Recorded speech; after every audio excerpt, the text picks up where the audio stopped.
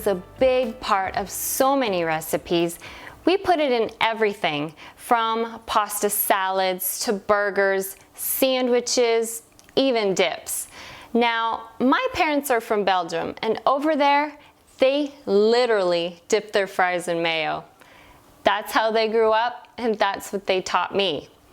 But that mayo is probably your largest source of calories, your fat, and cholesterol in the entire dish. For example, you're making a bowl of potato salad or pasta salad, and everything in there looks wholesome and good, but you throw in that mayo and boom, cholesterol bomb.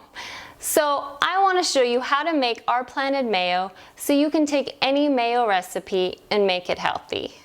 This is a super easy recipe and there's hardly anything to it. But there is one thing that you should do ahead of time, and that is soaking your cashews overnight.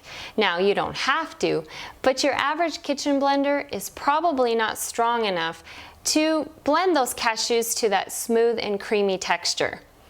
If you soak them for less time, it won't affect the taste, but it'll probably come out gritty, and who wants that?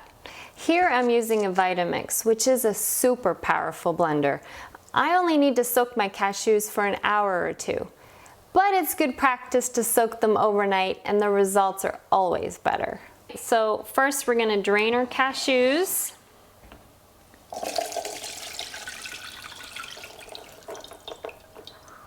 And I think I need my spatula because they do tend to stick.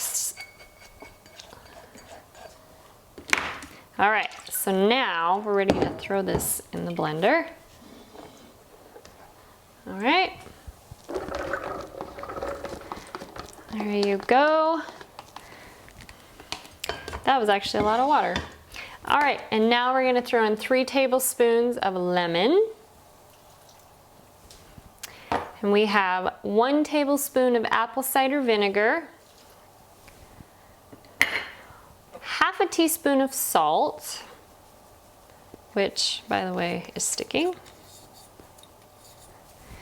And then 3/4 of a cup of water. All right, and so now we're gonna just throw this lid on and turn it on. It's gonna be noisy. All right. You can see how powerful this blender is. It starts moving if I don't keep my hand on it. It wants to come off the counter.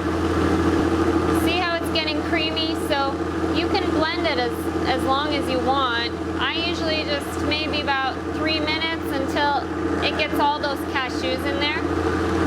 Well, it's starting to look pretty good. I think we're pretty good. All right, here we go. So I have 2 mason jars. This about fills the whole recipe. I like using them and putting them in the fridge.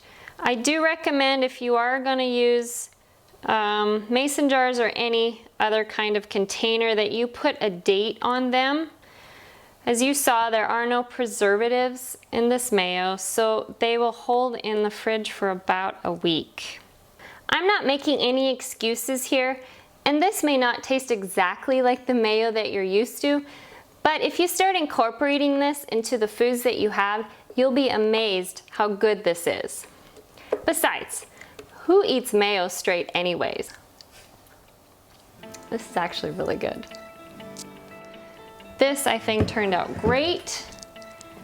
Soaking them overnight seemed like it actually even came out a lot smoother. So now I just put the lid in, stick them in the fridge. They do actually get even thicker overnight. And there you have it, our Planted mayo.